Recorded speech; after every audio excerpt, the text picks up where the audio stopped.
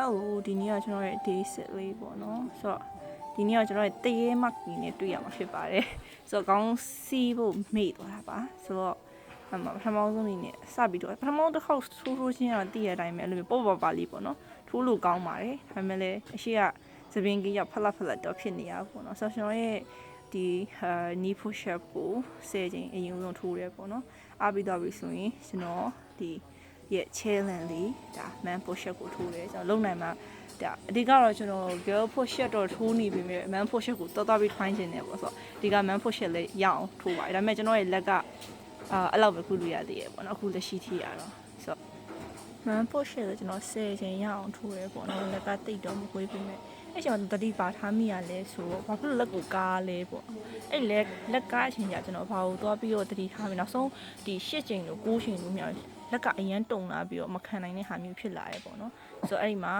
ကျွန်တော်ဒီလက်ကားတာကအားကုတ်သွားကောင်းနေဖြစ်တယ်အဲ့ပဲကျွန်တော်ဒါ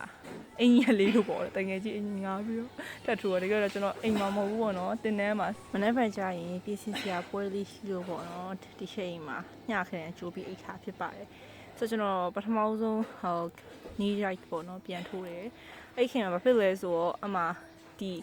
4ခါ5ခါ6ခါမနှဲဦးထားနေလက်တွေပါတုံပြီးပုံမှန်အဖြစ်ဆိုရင်ထချင်းဘယ်လိုဖြစ်လဲဆိုအမှလုံးဝဝဲတုံနေခဏကိုတစ်ခုလုံးတုံနေစိတ်ဆင်းရဲမိပါတယ်ကိုဗီယိုကိုပြန်ကြည့်ပြီးတော့လဲအပြီးတော့ကျွန်တော်10ချိန်တော့ရအောင်ထိုးလိုက်တယ်ပေါ့နော်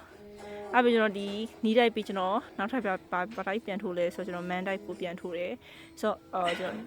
ဒီနေ့ကကာရီမသွားဖြစ်ဘူးပေါ့နော်ကာရီမသွားဖြစ်တော့like လူကလည်းနည်းနည်းလေး active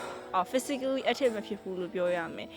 တနေ့ကုန်လုံးတော့ဒီလိုမျိုးစီးတော့ပိုင်းthat မနေ့ကပွဲတွေအလုံးလုံးနေရပြီမဲ့အဲ့လိုမျိုး active မဖြစ်ဘူးလို့ပြောလို့ရတယ်နောက်ပြီးတော့ mindset ချင်းမတူဘူးလို့ပြောလို့ကျွန်တော်တို့ carry တော့ဖြစ် gym တော့ဖြစ်အိမ်မှာလုပ်တဲ့ဒီlike feeling ဒါမှမဟုတ်ကျွန်တော် mood နဲ့အိမ်မှာလုပ်ရတဲ့ mood နဲ့ကတော်တော်ကွဲကျွန်တော်က carry အမြဲသွားနေကြလို့လားမသိအဲ့ mood ကအရန်ကွဲတယ်ပေါ့